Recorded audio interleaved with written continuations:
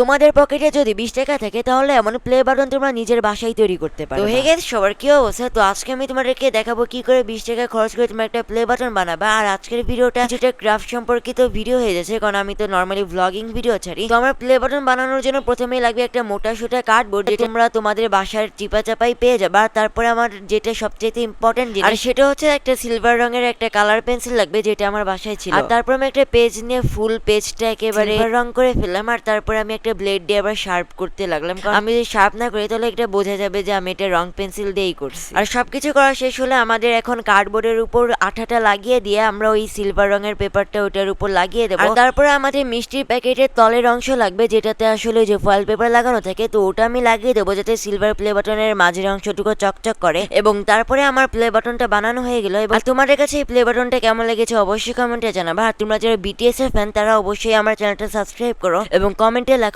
BTS fan.